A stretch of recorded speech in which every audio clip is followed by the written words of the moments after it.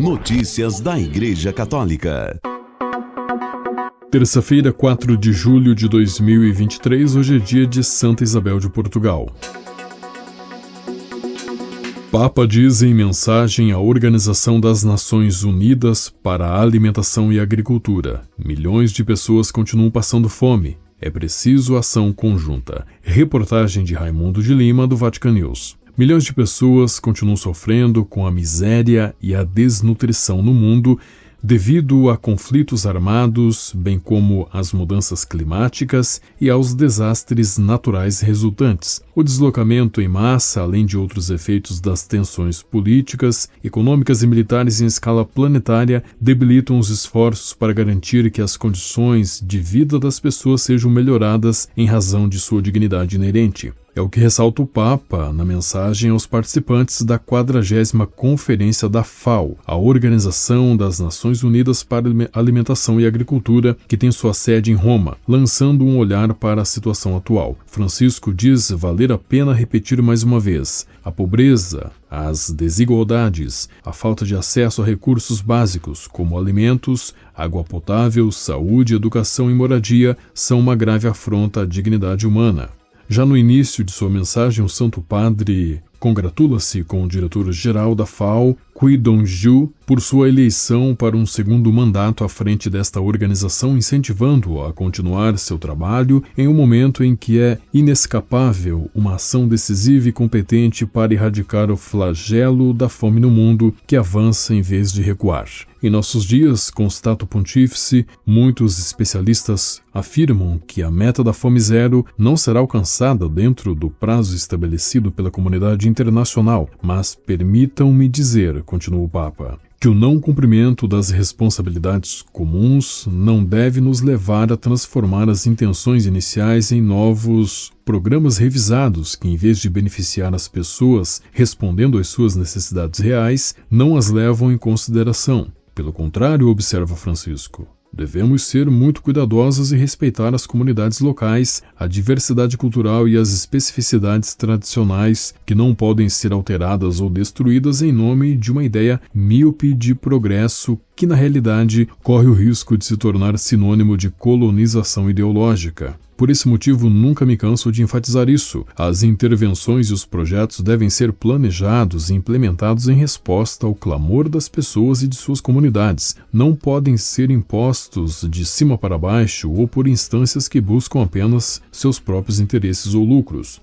O Santo Padre enfatiza que o desafio que enfrentamos é a ação conjunta e colaborativa de toda a família das nações e que não pode haver espaço para conflito ou oposição, quando os enormes desafios em questão exigem uma abordagem holística e multilateral. Por isso, a FAO e as outras organizações internacionais só conseguirão cumprir seu mandato e coordenar medidas preventivas e incisivas para o benefício de todos, especialmente dos mais pobres, por meio de uma sinergia leal e pensada de modo consensual e perspicaz por parte de todos os atores envolvidos. Os governos, as empresas, o mundo acadêmico, as instituições internacionais, a sociedade civil e os indivíduos devem fazer um esforço conjunto, deixando de lado lógicas mesquinhas e visões tendenciosas, para que todos se beneficiem e ninguém seja deixado para trás. Francisco conclui assegurando que a Santa Sé, por sua vez, continuará dando sua contribuição para o bem comum, oferecendo a experiência e o trabalho das instituições ligadas à Igreja Católica para que não falte o pão de cada dia a ninguém em nosso mundo e para que o nosso planeta receba a proteção necessária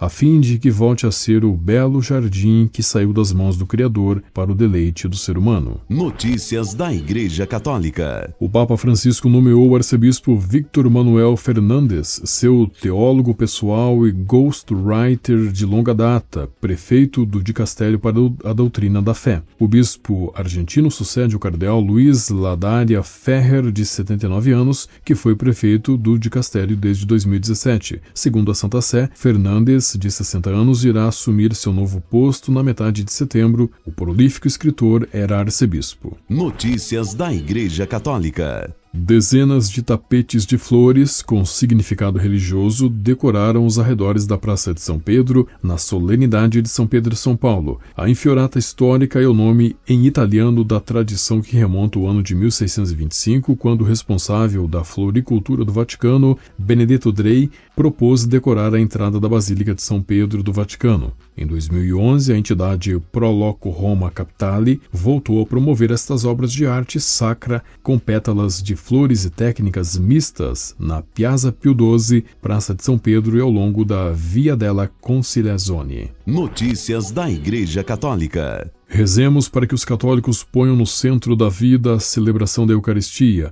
que transforma em profundidade as relações humanas e dispõe ao encontro com Deus e com os irmãos, disse o Papa Francisco em sua intenção de oração para o mês de julho. Na solenidade de Corpus Christi, celebrada em 11 de junho, o Papa Francisco disse que a Eucaristia é por excelência o sacramento do amor. Ele também disse que a Eucaristia chama-nos à primazia de Deus e ao amor aos irmãos, e que é Cristo que se oferece e se parte por nós e nos pede que façamos o mesmo, para que a nossa vida seja trigo moído e se torne pão que alimenta os irmãos. Notícias da Igreja Católica. A Santa Sé informou que de 28 a 30 de junho, o cardeal Matteo Zuppi fez uma visita a Moscou com o objetivo de identificar iniciativas humanitárias que possam abrir caminhos para alcançar a paz na Ucrânia. A sala de imprensa da Santa Sé informou na sexta-feira, 30 de junho, que durante os 3 dias, o enviado do Papa Francisco se reuniu com Yuri Ushakov, assistente do presidente da Federação Russa para assuntos de política externa. O cardeal Zuppi, que também é presidente da Conferência Episcopal da Itália, conversou com Maria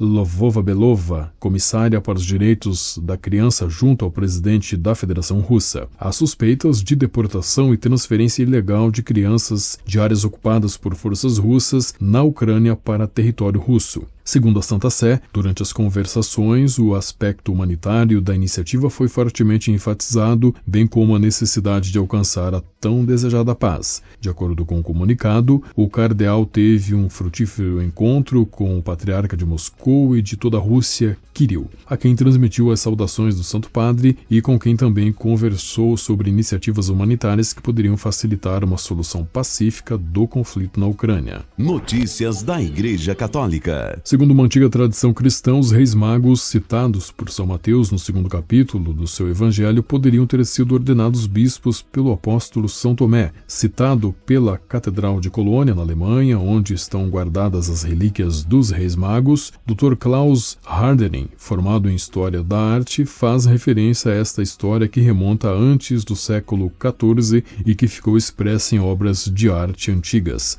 A tradição antiga afirma que, após a morte de Cristo, São Tomé viajou para o Oriente e se encontrou com os reis magos, batizou-os e os ordenou bispos. Todos os 3 acabariam morrendo como mártires. Notícias da Igreja Católica. Aqui no Brasil, nós enfrentamos o discurso do costume, o discurso da família, o discurso do patriotismo. Ou seja, aqui nós enfrentamos o discurso de tudo aquilo que a gente aprendeu historicamente a combater, disse o presidente Luiz Inácio Lula da Silva na abertura do 26º encontro do Foro de São Paulo, que reúne líderes de partidos e organizações de esquerda da América Latina, com o lema Integração Regional para avançar a soberania latino-americana e caribenha.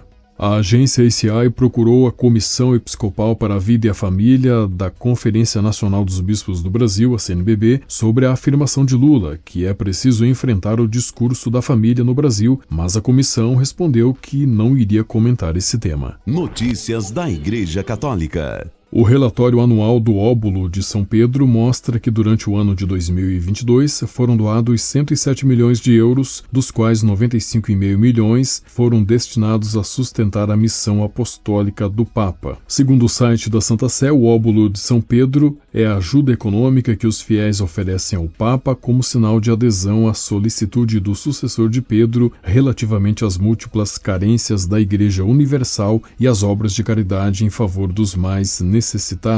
Os Estados Unidos tornaram-se o país que mais doou, com 11 milhões de euros, 25,3%, seguidos da Coreia do Sul, 8%, Itália, 6,7%, Brasil, 3,4% e Alemanha, 3%.